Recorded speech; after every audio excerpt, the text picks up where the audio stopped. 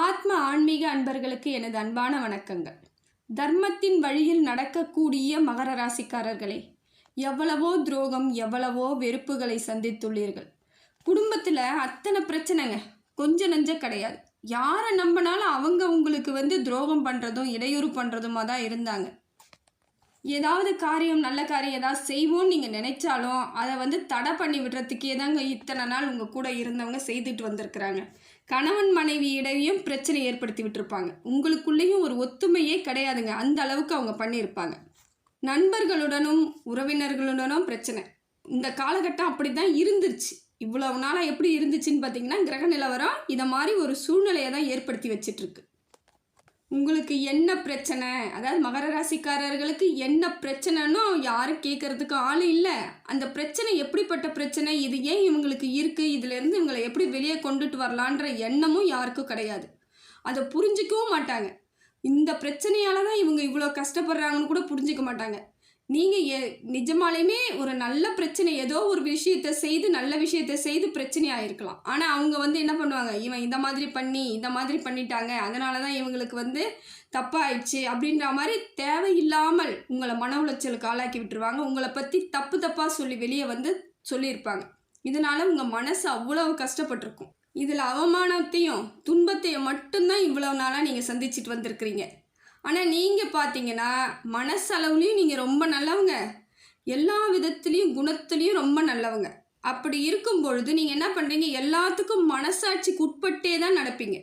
ஏன்னா வேறு வழி தடம் புரளாத ஒரு ஆட்கள் யாருன்னு பார்த்தீங்கன்னா மகர ராசிக்காரர்கள். எந்த விதத்துலையும் எவ்வளவு தான் உங்களுக்கு துன்பம் கொடுத்துருந்தாலும் நீங்கள் மற்றவங்களுக்கு எந்த விதத்துலேயும் சின்னதாக கூட ஒரு தீங்கு நினச்சதே கிடையாது. ஆனால் இவங்களால ஆயிடுச்சு நமக்கு பிரச்சனை, இவங்க நமக்கு இதை மாதிரி பண்ணிட்டாங்களே, இவங்க நம்மளை போய் தப்பாக பேசிட்டாங்களே, இவ்வளோ நம்பணுமே, இவங்க போய் இப்படி செய்வாங்களா அப்படின்ற எண்ணத்தை மட்டும் மனசுக்குள்ளே போட்டு புழுங்கிட்டு கிடக்குறவங்க. ஆனால் அவங்களுக்கு எந்த காலத்துலேயும் நீங்கள் அவங்க வீணாகணும், அவங்க கஷ்டப்படணும், எனக்கு நடந்தது அவங்களுக்கு நடக்கணுன்ற கொஞ்சம் கூட நினச்சி பார்க்க மாட்டீங்க. அந்த மாதிரி மனசளவுலையும் நினைக்க மாட்டீங்க, வாயாலேயும் சொல்ல மாட்டீங்க. அப்படி ஒரு தங்கமான குணம் படைத்தவர்கள் தாங்க மகர ராசிக்காரர்கள். இப்படிப்பட்ட மகர ராசிக்காரர்களுக்கு உங்கள் தோழியாக இருந்து இனி வரக்கூடிய காலங்களில் நிம்மதியும் சந்தோஷமும் எந்த விதத்திலையும் ஏமாற்றம் இல்லாத ஒரு வாழ்க்கையாக நீங்கள் வாழணும்னு சொல்லிட்டு இறைவனிடம் கேட்டுக்கிறேங்க.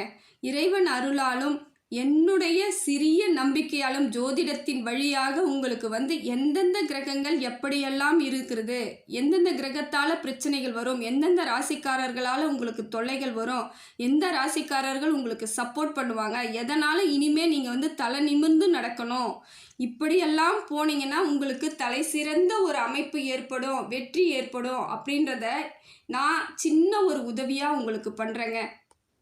ஒரு தோழியாக இருந்து என்னால் முடிந்த சிறிய உதவி, அதாவது ராமருக்கு அணில் உதவியது போல உங்கள் அனைவருக்கும் என்னால் முடிந்த சிறிய உதவியை நான் செய்கிறேங்க. கடவுளை மட்டும் துணையாக கொண்டு மற்றவர்களை நம்பாமல் இருந்தாலே போதுங்க, உங்களுக்கு பாதி பிரச்சனை தனியாக சரியாக போயிடுங்க. மீதி பிரச்சனையை உங்கள் கிரக நிலவரங்கள் எப்படி இருக்குன்னு பார்த்துட்டு அதற்கு தகுந்தாற் போல் நீங்கள் நடந்துக்கிட்டீங்கன்னா அதுவும் சரியாக போயிடும். பெரிய பிரச்சனையில் நீங்கள் இனிமேல் சிக்காத அளவுக்கு மனசையும் உடம்பையும் வருத்திட்டீங்க. நிறைய கஷ்டம், கொஞ்சம் நஞ்ச கஷ்டம் கிடையாது. இப்போ குறைஞ்சபட்சம் நீங்கள் பார்த்தீங்கன்னா ஒரு 7-8 வருஷமாக நீங்கள் அனுபவிக்கிற பிரச்சனைகள் கொஞ்சம் நஞ்சம் கிடையாது, உச்சபட்ச பிரச்சனை. அதாவது உயிர் போகிற அளவுக்கு வலிகளை தாங்கிட்டீங்க. சாதாரண கஷ்டம் கிடையாது. எவ்வளவோ அவமானங்கள், எவ்வளவோ பிரச்சனைகள், எவ்வளோ போட்டி, உங்களை பார்த்து அத்தனை பேர் பொறாமப்பட்டு இன்னைக்கு இந்த இடத்துல நிறுத்திட்டாங்க. இருந்தாலும் உங்களுக்கு வாழ்க்கை இருக்குது, நல்லபடியாக வாழ்வீங்க, எந்த கவலையும் இல்லை. நிச்சயமாக ஆண்டவன் உங்கள் பக்கத்தில் துணையாக இருப்பாங்க, கவலைப்பட தேவையில்லை. நல்லவங்களை என்றைக்கும் ஆண்டவன் கைவிடவே மாட்டான். கொஞ்சம் நம்ம உஷாராக இருந்து செயல்பட்டால் போதுங்க, எல்லாமே நல்லதாக நடக்கும். மகர ராசிக்காரர்களுக்கு கிரக நிலவரம் எப்படி இருக்குன்னு சொல்லிட்டு ஃபஸ்ட்டு பார்க்கலாம். சூரியன் உங்களுக்கு பகையாக இருக்குங்க. சூரியன் பகையாக ஆனாலே கொஞ்சம் நீங்கள் கவனமாக தான் இருந்தாகணும். எல்லா செயல்லையுமே கவனம் ரொம்ப முக்கியம். எந்த செயல் செய்தாலுமே நீங்கள் கவனமாக இருந்துட்டீங்கன்னா பிரச்சனை கிடையாது. ஏன்னா நவகிரகங்களுக்கும் சூரியன் தான் தலைவர். அதுவே கொஞ்சம் உங்களுக்கு ப்ராப்ளமாக இருக்குதுன்ற பட்சத்துக்கு நீங்கள் என்ன பண்ணணும், யோசித்து செயல்படுறது ரொம்ப சிறப்பு. சூரியன் பகையாக இருக்கிறதுனால மற்றவர்களுக்கு உங்களை அடிமையாக நடத்துவதற்கு வாய்ப்புகள் அதிகமாக இருக்குது. மற்றவங்க உங்களை ஒரு மாதிரி அலட்சியப்படுத்துறதுக்கு, அவமானப்படுத்துறதுக்கு, செய்யக்கூடாத வேலைகளை செய்ய சொல்லி உங்களுக்கு ஆர்டர் போடுறதுக்கெல்லாம் ஆட்கள் இருக்கிறாங்க. அதை மாதிரி டைமில் இந்த வேலையை செய்யலாமா வேணாமான்னு யோசித்து செயல்பட்டீங்கன்னா ரொம்ப நல்லது. இல்லைனா போய் சிக்கலில் நிச்சயமாக மாட்டுவீங்க. உங்களை அவங்க மாட்டி விட்டுட்டு நான் இல்லைன்னு வெளியே நின்றுடுவாங்க. உள்ளே மாட்டிக்கிட்ட நீங்கள் தான் அசிங்கப்படணும், கவலைப்படணும். குடும்பத்தார் முன்னாடி தலை நிமிர்ந்து நிற்க முடியாத அளவுக்கு அவங்க பண்ணி விட்டுட்டு அவங்க போயிடுவாங்க. நீங்கள் என்ன சொன்னாலும் அப்புறம் கேட்க மாட்டாங்க. அதனால் கொஞ்சம் எந்த வேலை செய்கிறதா இருந்தாலும் யோசித்து செய்யுங்க. அதே போல் மற்றவர்கள் சொல்லுறதை செய்யும்போது நீங்கள் செய்யாமல் விடுறதே சிறப்பு. உங்களுக்காக தோன்றதை மட்டும் செய்தாலே போதுங்க, நிச்சயமாக வெற்றி உண்டாகும். அதுக்கு அடுத்ததாக பார்த்தீங்கன்னா செவ்வாய் உச்சமாக இருக்குதுங்க. மகர ராசிக்காரர்களுக்கு செவ்வாய் உச்சமாக இருக்குது. இதனால் பூமி யோகம் உண்டாகிறதுக்கான வாய்ப்புகள் இருக்குது. ஆனால் நீங்கள் அதை கரெக்டாக பார்த்து வாங்கணும். வீடு வாங்குறதா இருந்தாலும் சரி, இடம் வாங்குறதா இருந்தாலும் சரி, நிலம் எதுவாக இருந்தாலும் அதை வாங்கும் பொழுது இது சரியான அமைப்பில் தான் இருக்குதா, கரெக்டாக இருக்குதா, நாம் கேட்குற இடமா, இது பள்ளமாக இருக்கா, மேடாக இருக்கா, எல்லாத்தையும் ஆராய்ஞ்சு பார்த்து வாங்குங்க. எடுத்தன் கவுத்தன்னு ஒரே நாளில் முடிவு பண்ணாதீங்க. நிறைய நாள் டைம் எடுத்து வாங்குங்க. அதுதான் சரியாக அமையும். நீங்கள் இன்றைக்கி பார்த்த உடனே அது பிடிச்சி போயிட்டு வாங்கிட்டீங்கன்னா அதுக்குள்ளே என்ன பிரச்சனை இருக்குதுன்னு உங்களுக்கு தெரியாமல் போயிடும். நல்லா யோசித்து வாங்குங்க. வில்லங்க இருக்கான்னு பாருங்கள். ஏன்னா இப்போ செவ்வாய் உங்களுக்கு கொஞ்சம் உச்சமாக இருக்கிறதுனால அதிகமான பிரச்சனைகளை பூமிக்குள்ளே கொடுத்து வச்சுருப்பார். அதனால் உங்களுக்கு அதில் போய் வாங்கிறதுக்கு தான் ஆர்வத்தையும் ஏற்படுத்தி விடுவார் அவர். வாங்கும்போது கொஞ்சம் பார்த்து வாங்க. இல்லை ஏற்கனவே இருக்குது, வீடு இடம் இருக்குது அப்படின்னீங்கன்னா வீடு கட்டிக்கலாம், தப்பு இல்லை. வீடு கட்டலாம், நல்லா இருப்பீங்க. செவ்வாய் உங்களுக்கு உச்சமாக இருக்கிறதுனால அமையறதுக்கான வாய்ப்புகள் அதிகமாக இருக்குது. அதே போல் புதன் உங்களுக்கு நட்பாக இருக்குதுங்க. நட்பு கிரகமாக இருக்கிறதுனால சிறப்பாக அறிவு செயல்படும். உங்களுக்கு பிரச்சனை அதிகமாக வர்றதுக்கான வாய்ப்புகள் இல்லைங்க. முடிந்த வரைக்கும் யோசித்து தான் நீங்கள் செய்வீங்க. தெளிவு கிடைக்கும். எவ்வளவு பிரச்சனைகள் வந்தாலும் அதை சிந்திக்கும் பொழுது உங்களுக்கு தன்னால் ஒரு தெளிவு ஏற்படும். இதனால் உங்களுக்கு நற்பலன் அதிகமாக கிடைக்குங்க. எந்த கிரகத்தாலே மற்ற கிரகத்தால் உங்களுக்கு பிரச்சனை வந்தால் கூட உங்கள் அறிவை பயன்படுத்தும் பொழுது அதில் இருக்கக்கூடிய சின்ன சின்ன பிரச்சனைகளை எப்படி கையாளுவதுன்னு தெரிஞ்சுக்கிட்டாலே போதுங்க, உங்களுக்கு பிரச்சனை இல்லாமல் வர்றதுக்கான வாய்ப்புகள் அதிகமாக இருக்குது. அதே போல் குரு நீச்சம், இது கொஞ்சம் உங்களுக்கு சரியில்லை. குருவும் உங்களுக்கு நீச்சமாக ஆகும் பொழுது பிரச்சனைகள் கொஞ்சம் இருக்குது, கவனமாக இருங்க. அதுக்காக பயந்துடாதீங்க, எதுக்குமே பயப்படக்கூடாது. இதை நான் உங்களை பயமுறுத்துறதுக்கு சொல்லலை, உஷாராக இருக்கிறதுக்கு, கவனமாக இருந்து இனி எந்த வித சிக்கல்லையும் நீங்கள் போய் விழக்கூடாது, இனி எந்த கஷ்டமும் படக்கூடாதுன்னு தான் சொல்கிறேன். இது பயமுறுத்துறதுக்கே கிடையாது. நிச்சயமாக நீங்கள் ஏதாவது ஒரு செய்யும் பொழுது யாராவது ஒருத்தவங்க நமக்கு சொல்லியிருந்தால் அதை போய் நம்ம செஞ்சுருக்க மாட்டோம், தப்பிச்சிருப்போம்னு நினைப்பீங்க இல்லைங்களா? அவங்கள தப்பிக்க வைக்கிறதுக்கு தான் நான் இதை சொல்கிறேன். குரு உங்களுக்கு நீச்சமாக இருக்கிறதுனால தொழில் பாதிப்பு ஏற்படுறதுக்கு வாய்ப்பு இருக்குது. அதனால் இருக்கிற தொழிலை அழகாக செஞ்சுக்கிட்டே வாங்க. எந்த விதத்துலேயும் நீங்கள் முதலீடு அதிகமாக போடுறேன்னு சொல்லிட்டு போகாதீங்க. இருக்கிறத அப்படியே ஃபாலோ பண்ணிக்கிட்டே போயிட்டே இருங்க, நல்லது. கூட்டு தொழிலில் இருக்கும் பொழுது கொஞ்சம் கவனமாக பார்த்துக்கிட்டே இருங்க. ஏமாறத்துக்கான வாய்ப்புகள் இருந்துச்சுன்னா ஏமாற்றிட்டு உங்கள் பேரில் பழிய போட்டுட்டு போகலாம். இல்லை கடனை உங்கள் பேரில் வச்சுட்டு போயிட்டாலும் சமாளிக்கக்கூடிய இடத்துல நீங்கள் இருக்க மாட்டீங்க. கொஞ்சம் நிதானமாக இருங்க. அதே போல் அலுவலகங்கள்லையோ வேறு எங்கேயாவது இப்போ வேலை செய்கிறீங்க, ஆஃபீஸ்லாம் வேலை செய்கிறீங்கன்னா பார்த்துக்கோங்க, ஜாக்கிரதையாக இருங்க. உங்களோட மேலதிகாரிகள் ஏதாவது சொன்னாங்கன்னா ஒபே பண்ணிக்கோங்க. நிச்சயமாக அதை எதிர்த்து பேசாதீங்க. கொஞ்சம் அப்படியே அமைதியாக இருங்க. கொஞ்ச நாளில் எல்லாமே மாறிடும். இப்போ தான் சரியில்லாமல் இருக்குது, கொஞ்ச நாளில் அது மாறிடுச்சுன்னா நீங்கள் ராஜாவாயிடுவீங்க. அது வரைக்கும் நம்ம பொறுத்து தான் போய் ஆகணும். கொஞ்சம் அமைதியாக இருந்துக்கிறது நல்லது. அதே போல் முதலீடு செய்கிறீங்கன்னா யாரையும் நம்பி முதலீடு செய்யாதீங்க. அவங்க என்ன பண்ணுவாங்க, இதை செய்தால் அந்த காசு வரும், இதை பண்ணால் இவ்வளோ லாபம் வரும், அதை பண்ணால் அப்படி ஆயிடலாம் இப்படி ஆயிடலான்னு எதையாவது சொல்லி உங்கள் மூளையை குழப்ப பார்ப்பாங்க. நிச்சயமாக நீங்கள் யார் அறிவுரையும் கேட்காதீங்க. உங்களால் என்ன முடியுமோ அதை மட்டும்தான் செய்யணும். இல்லைனா உங்கள் பொருளாதாரம் வலுவிழந்துடும். பொருளாதாரம் இல்லைனாலே பிரச்சனைகள் அதிகமாகிடும். தாங்கிக்கவே முடியாது. எந்த கிரகம் நல்ல நிலவரத்திலே இருந்தாலுமே பொருளாதாரம் தான் உங்களுக்கு கையில் பலம். அந்த பலத்தை மட்டும் விட்டுடாதீங்க. யார் எது சொன்னாலும் சிந்தித்து செயல்படுங்க, அதுதான் நல்லது. அப்போ தான் நீங்கள் ஜாக்கிரதையாக இருக்கும் பொழுது தப்பிச்சுக்கலாம். இல்லைன்னா பிரச்சனையில் மாட்டினா ரொம்ப கஷ்டம்.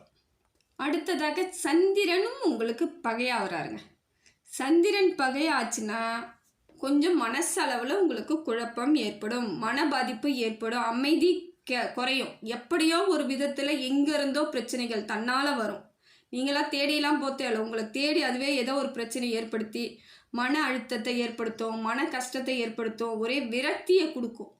அதனால தான் சந்திரன் பகையாக இருக்கும் பொழுது ஒரு மாதிரி இருப்பாங்க. எல்லாருமே ஒரு தெளிவில்லாமல் இருப்பாங்க. காரணம் என்னென்னா அவங்களுக்கு அவங்களுக்கே தெரியாது நாம் இப்படிலாம் நடந்துட்டுருக்கோன்ட்டு. மகர ராசிக்காரர்களுக்கே தெரியாது. அவங்க அது பாட்டு அது வழியில் போயிட்டே இருப்பாங்க. ஆனால் அதுவும் நல்லதான். அப்படி போயிட்டே இருந்தால் தான் அந்த காலத்தை நீங்கள் கடந்துட்டீங்கன்னா அப்புறம் காலம் மாறிடும், ரொம்ப நல்லா இருப்பீங்க. அந்த டைம் கொஞ்சம் நிதானமாக அமைதியாக இருக்கிறது நல்லது.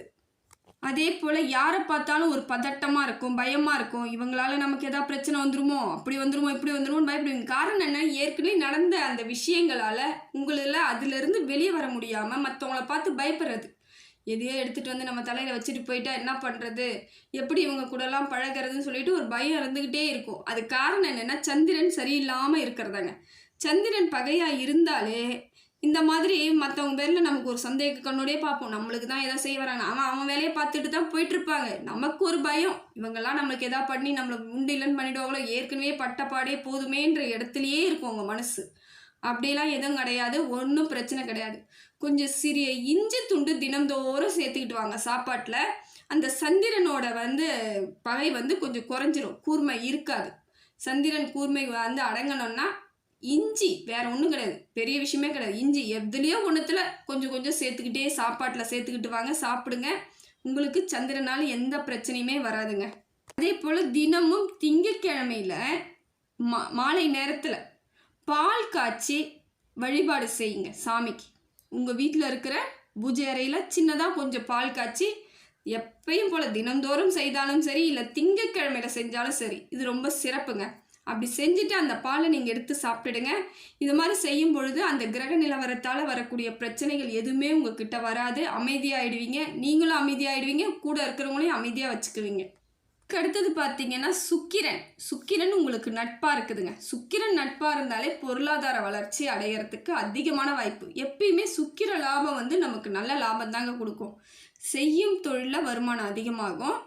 பார்த்து நிதானமாக இருந்துக்கிட்டால் மட்டும் போதும். உங்களுக்கு பெரிய பிரச்சனை சுக்கிரனால எப்பயுமே யாருக்குமே பெரிய பிரச்சனை வராது. இருந்தாலும் வரது என்னன்னா பார்த்தா பொருளாதாரம் தான் நமக்கு கொஞ்சம் பிரச்சனை ஏற்படுத்தும். ஆனால் உங்களுக்கு நட்பாக இருக்கிறதுனால எல்லாமே நல்லா இருக்குதுங்க. சுக்கிரத்தால் உங்களுக்கு நல்ல ஒரு அமைப்பு ஏற்படுதுங்க, பண வரவு ஏற்படும். தொட்ட காரியங்கள் தொடங்கிறதுக்கான வாய்ப்புகள் இருக்குது.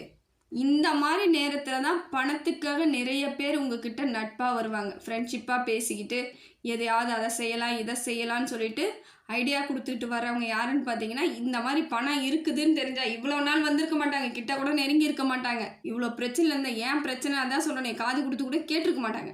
இப்போ காசு இருக்கா, நீ அது பண்ணுறியா இது பண்ணுறியா அப்படின்ட்டு அவங்களோட ஆதாயம் தேடுறதுக்காக உங்களை பயன்படுத்திக்கிறதுக்கு வாய்ப்புகள் அதிகமாக இருக்குது. யோசித்து செயல்படுறது உங்களுக்கு நல்லது. யாரையும் முடிந்த வரைக்கும் பண விஷயத்தில் மட்டும் யாரையும் நம்பாதீங்க. ஓரளவுக்கு சுய உணர்வோடையும் சுய சிந்தனையோடையும் செயல்படுறது ரொம்ப நல்லது. அதே போல் சனி கிரகம் உங்களுக்கு ஆட்சியாக இருக்கிறாருங்க. இது நல்லது தாங்க, உடல் பாதிப்பு ஏற்படாதுங்க. இனிமேல் உடம்புல இருக்கிற பிரச்சனைகளை வேணால் சரியாகிறதுக்கு வாய்ப்பு இருக்குது. உடம்புல ஏற்கனவே இருந்த பிரச்சனைகள் எல்லாமே சரியாயிடும், புதுசாக பிரச்சனை வராது.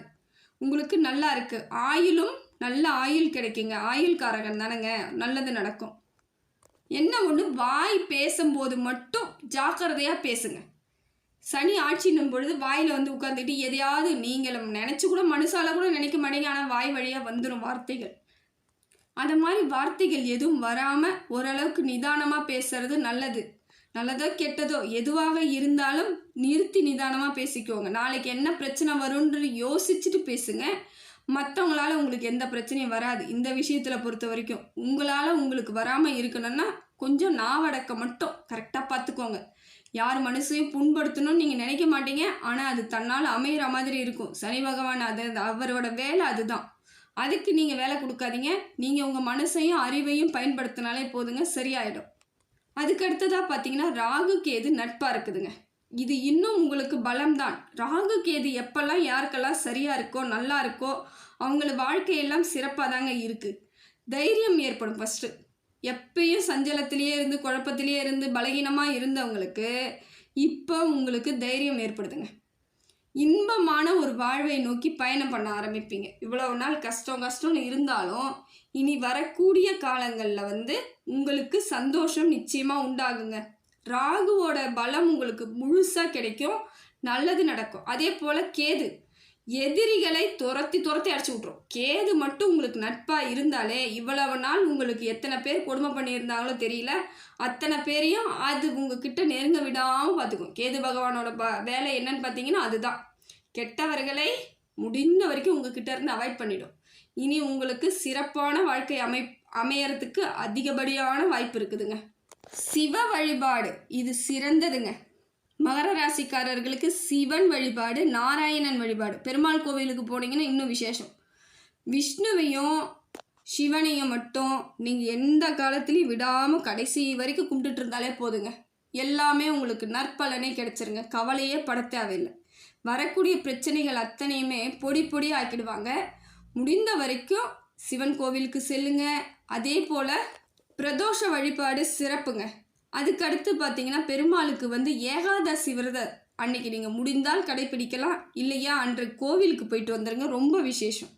அன்றைய தினம் வந்து நீங்கள் கோவிலுக்கு போயிட்டு வந்தீங்கன்னா மூதாதையர்களுடைய பாவங்கள் அத்தனையும் உங்களுக்கு வந்து சேராமல் அப்படியே அது விலகிடும். பெருமாளை போய் வழிபாடு பண்ணுங்க, சிறப்பாக இருக்கலாம். மகர ராசிக்காரர்களுக்கு இப்போ வரக்கூடிய கிரகங்கள் எல்லாமே நல்ல நிலையில தான் இருக்குது. ஒரு சில கிரகங்கள் சரி இல்லைனாலும் நீங்கள் வழிபாடு பண்ணி சின்ன பிரச்சனைகள் வந்து அதை எதிர்கொள்கிறது எப்படின்னு நீங்கள் நினச்சிட்டிங்கன்னா உங்களை யாரும் அசைக்க முடியாதுங்க. ரொம்ப நல்லா இருக்குதுங்க. இனி வரக்கூடிய காலங்கள் சிறப்பாக இருக்கலாம், தைரியமாக இருக்கலாம், கவலையை விட்டுட்டு இருக்கலாம். மகர ராசிக்காரர்களுக்கு இனி வரக்கூடிய காலங்கள் புதிய காலமாக இருக்கணும்னு சொல்லிட்டு இறைவன்கிட்ட நான் பிரார்த்தனை பண்ணிக்கிறேங்க. ஆத்மா ஆன்மீக சேனலுக்கு சப்ஸ்கிரைப் பண்ணாதவங்க சப்ஸ்கிரைப் பண்ணிக்கோங்க. நன்றி, வணக்கம்.